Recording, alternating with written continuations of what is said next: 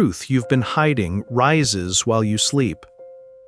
You think you're dreaming about them, but you're always dreaming about yourself. Have you ever had a dream so strange, so intense, that it left you in complete silence the next morning?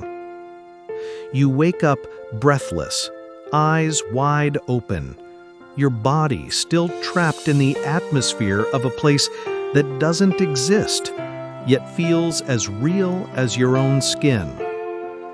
Maybe you dreamed of betrayal, or of screaming without sound, or of someone who died years ago, staring straight into your soul, as if they knew exactly what you've been trying to hide. Maybe you thought it was just a dream? Or worse, is this a sign? Does this have to do with them? Am I going insane? But what if I told you every character in that dream is you? What if the monster chasing you is your fear of not being loved? What if the house burning down is your childhood silently collapsing inside you? What if that meeting with your ex, the plane crash, the stolen kiss, the endless road, the dark room, the crying child, are all silent screams from your soul begging you to listen? It's not about others. It never was.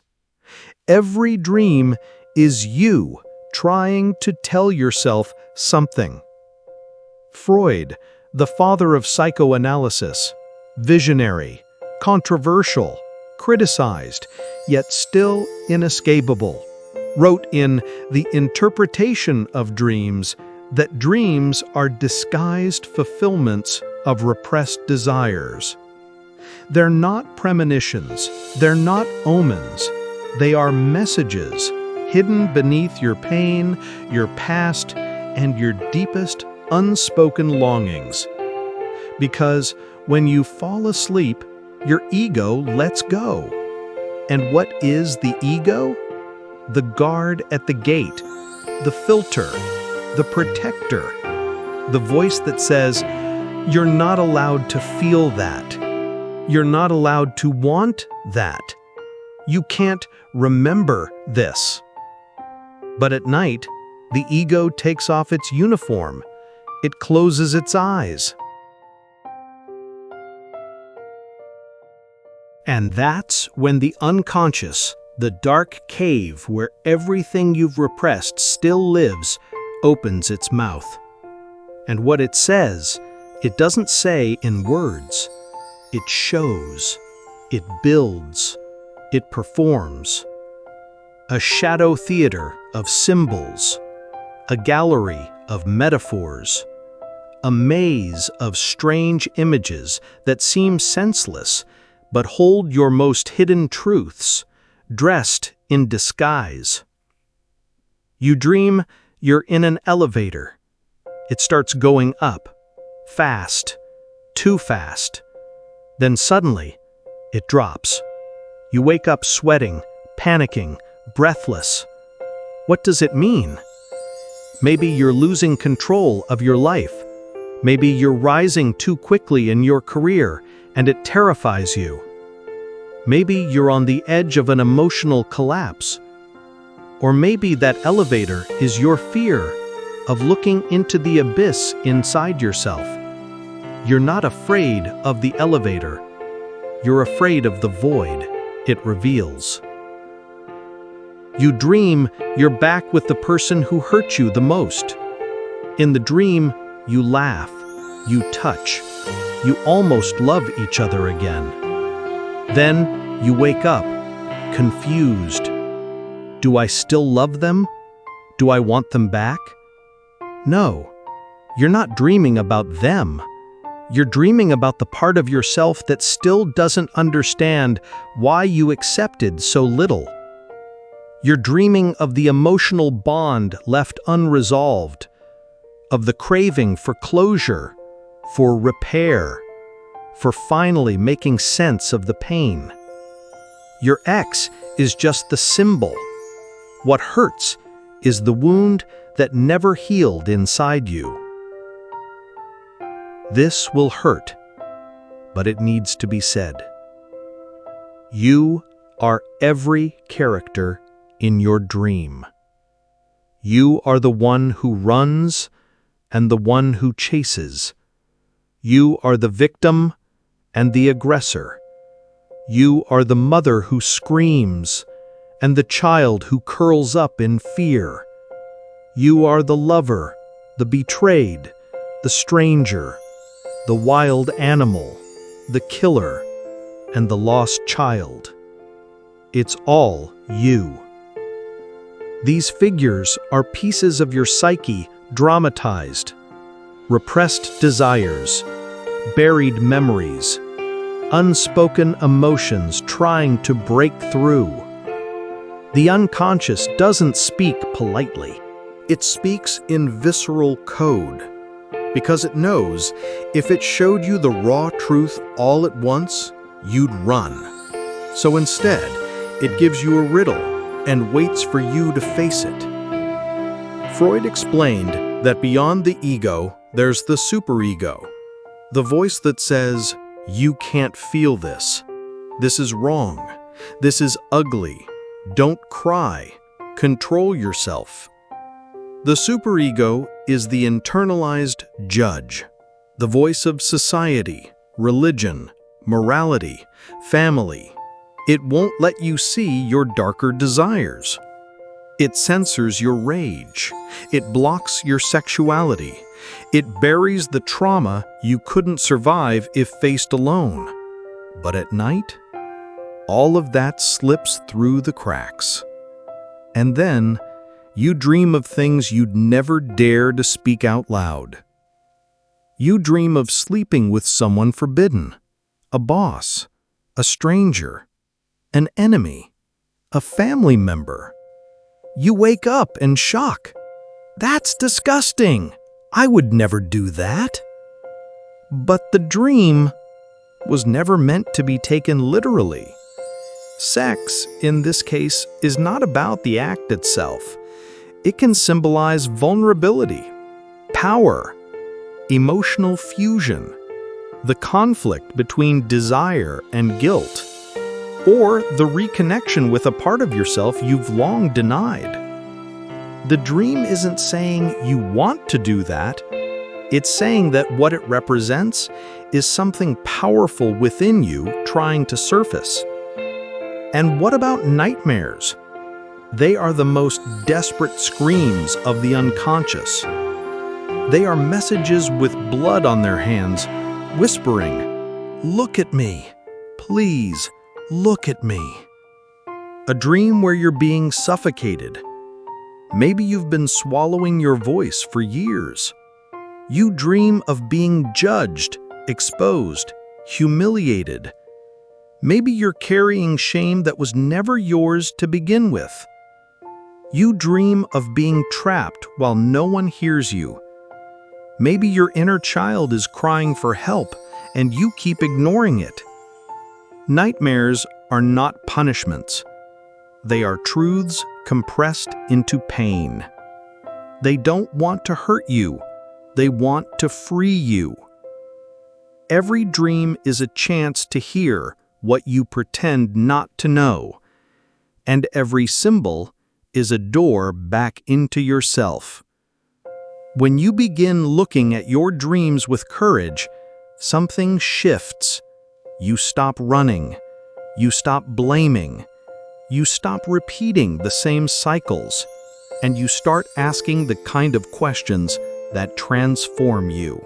Why did I dream this now? What am I denying? What part of me is begging for attention? What does this symbol mean to me emotionally? This isn't magic. This is a descent, therapy conducted by your own soul. And maybe, just maybe, that strange dream you had last night is the beginning of your awakening. Some dreams are just strange. Others are terrifying. But then there are the ones that break you open. You dream of being in an old house. Maybe it's your childhood home, or maybe a distorted version of it. Hallways that are too long, windows sealed shut, a feeling that something is hidden behind the bedroom door. You feel fear, but you also feel nostalgia. You feel like you've been there before, and in some way, you never left. These kinds of dreams often carry fragments of your emotional childhood. Not your chronological childhood, but the part of you that never fully grew up. The child who swallowed their tears, who learned to stay silent to be loved, who believed they had to be perfect to deserve affection. These dreams don't appear by accident. They surface when adult life is crushing you, when you feel alone, when your soul starts begging for warmth, but all you offer it is pressure. You dream of a child crying in the dark. She looks lost. No one sees her. But deep down you know, that child is you. It's your emotional abandonment made visible. Maybe you left her behind when you decided to be strong, to move on, to forget the past. But she never forgot you. She appears in your dream because she wants to be seen. She wants to be loved. She wants to be rescued by you. Not with rigidity, but with tenderness. This is the kind of healing that begins inside the dream and must continue while you're awake. Here is a powerful key. Dreams don't come to command you. They come to show you where you're still bleeding inside. They don't say, "Do this." They say, "Look at this." You dream of betrayal? Look at where you are betraying yourself. You dream of death? Look at what needs to end within you. You dream of blood? Look at where the pain is still alive, where you tried to forget but never truly healed. The literal content of the dream is not the answer. The key lies in the emotions, in the metaphors, in the subtle details that make your chest tighten. You dream of a house collapsing, cracked walls, a roof falling in. You're trying to save something inside, photos, objects, someone. This is one of the most common dream archetypes. The house often represents the self, the structure of your own identity. If it's falling apart, it may mean your inner foundation is being challenged. Perhaps grief, a loss, or a brutal change is shattering the beliefs that once held your life together. But the dream also shows you're still trying to save the most important parts of yourself. It's a cry for rebuilding, for reinvention, for becoming someone more whole, more true, even if it means crumbling first. Have you ever woken up with the feeling that you dreamed something important but can't remember what it was? You wake with a strange emotion in your chest, a heaviness, an ache, or an emptiness. That too is a sign. The dream may have been too intense to recall. The superego censors, the ego erases, but the feeling remains. That kind of forgetting is not failure. It's psychic protection. But even what is forgotten still acts, because the unconscious doesn't need your permission to manifest. It will speak through your moods, through your impulsive reactions, through your relationships, through your body. That's why dreams must be heard, because if you don't listen, you will live out what you refused to understand. Many people wear masks. They smile on the outside and cry on the inside. They do what others expect. They betray themselves. They disappear from their own lives. But in dreams, no one is watching. No one is judging. There is no filter, no makeup, no performance. There, You surrender to your purest instinct, your wildest desire, your most secret pain. That's why so many people feel ashamed of their own dreams. They feel guilt, they feel confusion. But that shame is actually an invitation to truth.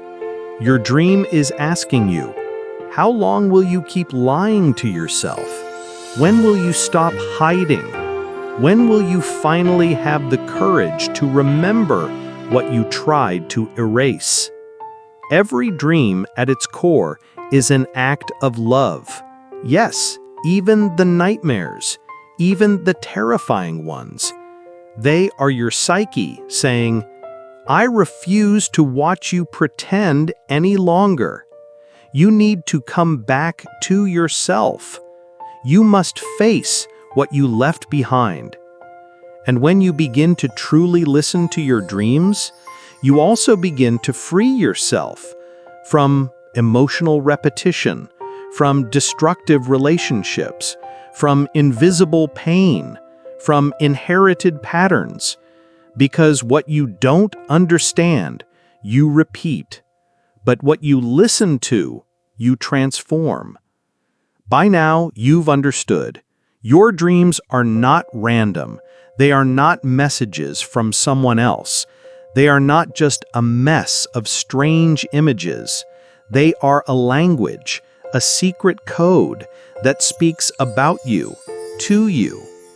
But how do you decode this language? How do you stop being just a spectator and become the interpreter of your own soul? Here's what Freud proposed, and what psychoanalysis and deep psychology continue to reveal. Your dream doesn't mean exactly what it shows.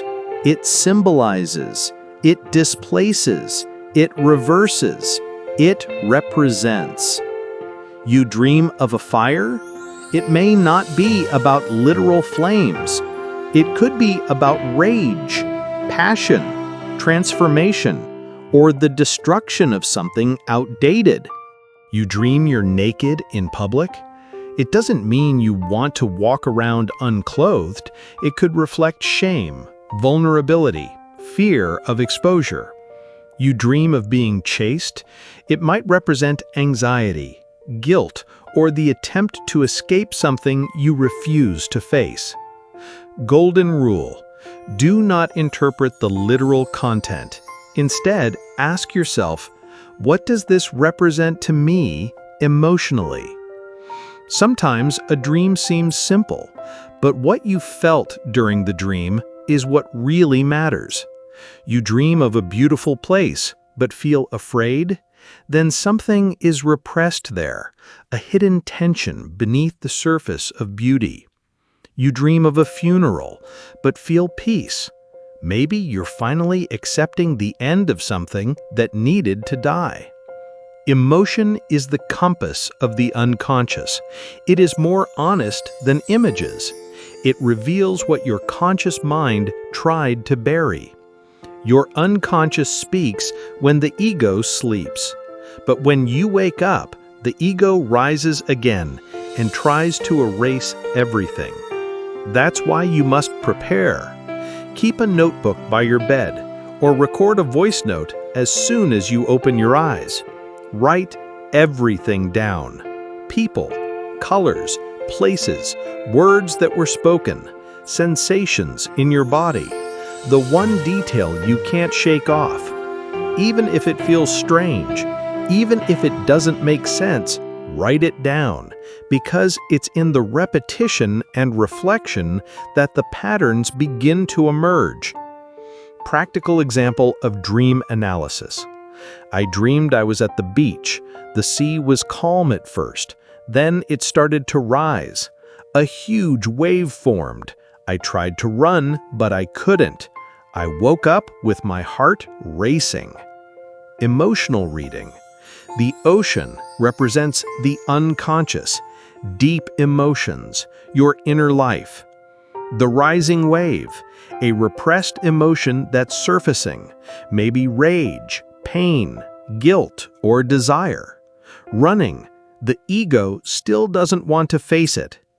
Panic upon waking signals something intense is being avoided.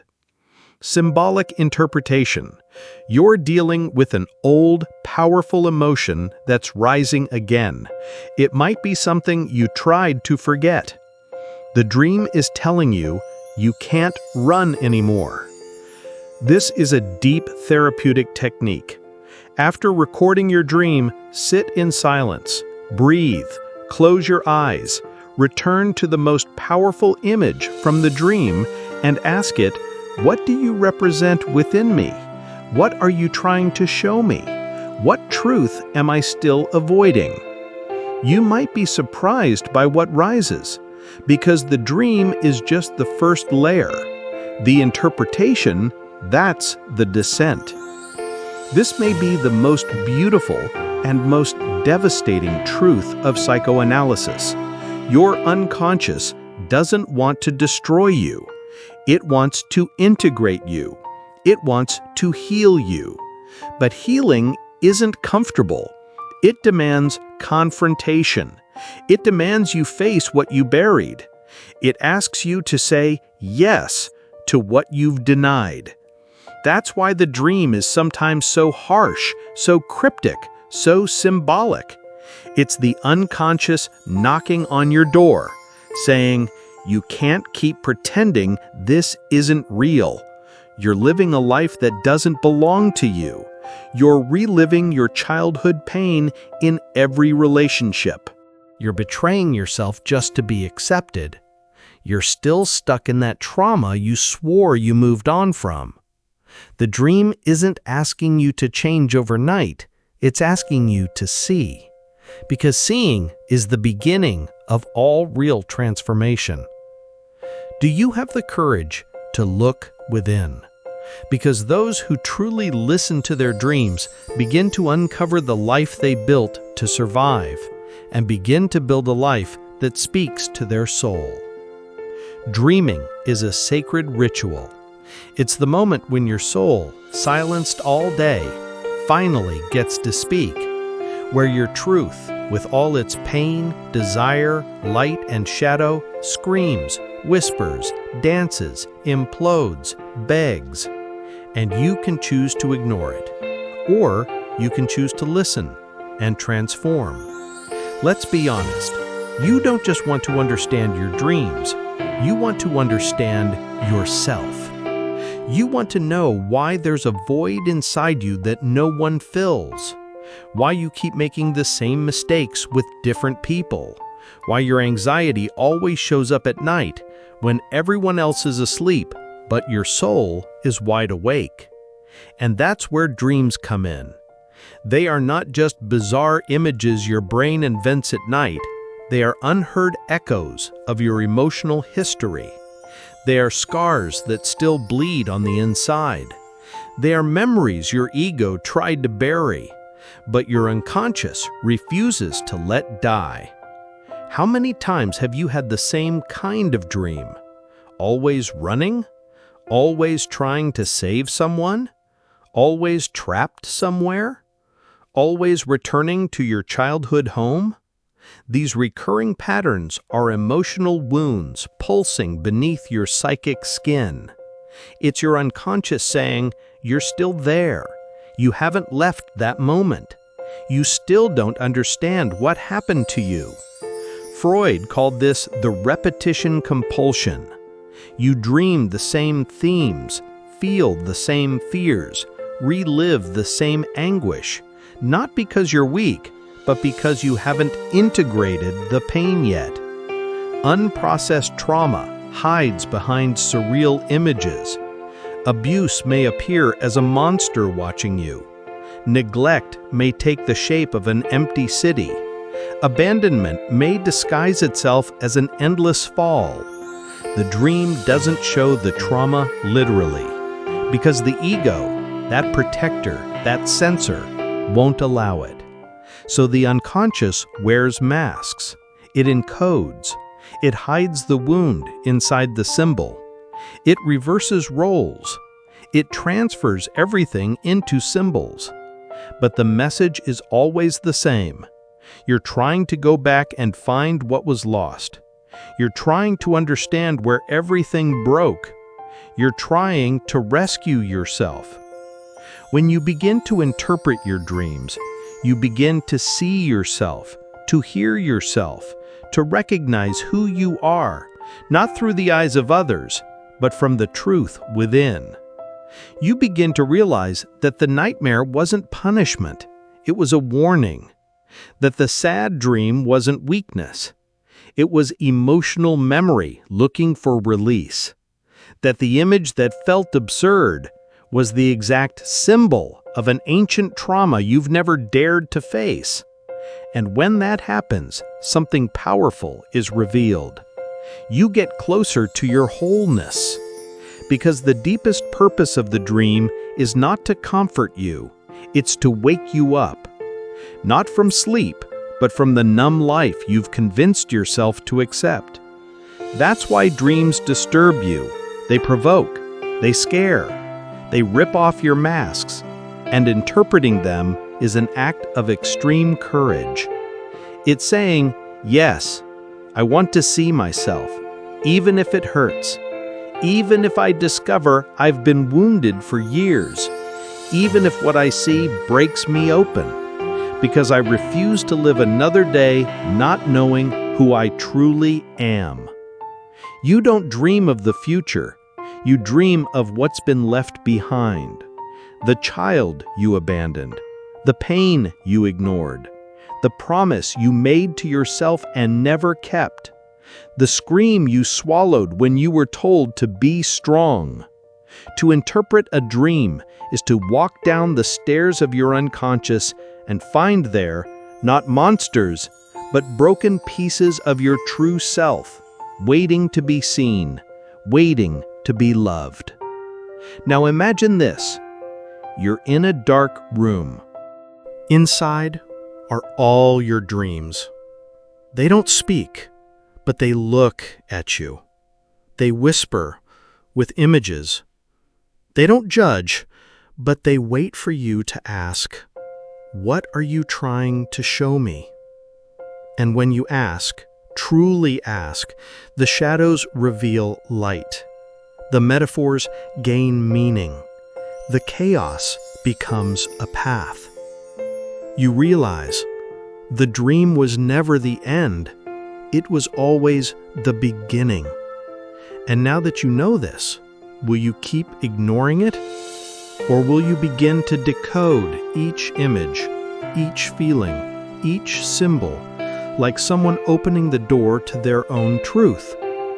Because in the end, it doesn't matter how many books you read, how many people advise you, how many therapy sessions you attend. If you don't truly listen to yourself, you'll keep living a life that isn't yours. And the dreams will be there every night, every time you close your eyes, calling you back to yourself, back to your memory. The unconscious never stops speaking. It only waits for you to have the courage to hear it. And when you do, everything changes. Because you'll finally be awake even when you sleep. But why does the unconscious choose to speak to us through dreams? Because dreaming is the only place where the ego's guard falls asleep, where logic dissolves and raw emotion takes form. On the stage of the unconscious, everything is allowed. What we deny, what we fear, what we forgot for our own survival. The child you dream of isn't just a child. It may be the wounded, abandoned part of you. The ex-partner who shows up again and again is not just memory, but the emotional pattern you haven't broken. The sudden fall in the middle of the night could be the symbolic feeling of losing control in your waking life, a truth you've been hiding from yourself during the day. Freud said the content of a dream has two layers: the manifest content, what you see, the latent content, what it means. Between the two is a bridge called the dream work, a disguise mechanism where desire, fear, and trauma are masked through symbols. Think about this example. You dream that you're locked in a dark room. You scream, but no one hears you. You wake up sweating, anxious, thinking it was just a nightmare. But as you reflect, you realize that's how you feel in your job, or in your relationship, trapped, invisible, silenced. The dream didn't lie. It just spoke your emotional truth in your own language. The ego, as a defense, locks the door to your conscious mind to protect you from too much pain. But the unconscious finds a way through the dream. It's like whispering, "Look, you're still carrying this, and it still hurts, and it still needs to be seen." If you didn't dream, maybe you'd go insane. Dreaming is a secret act of healing. It's the soul whispering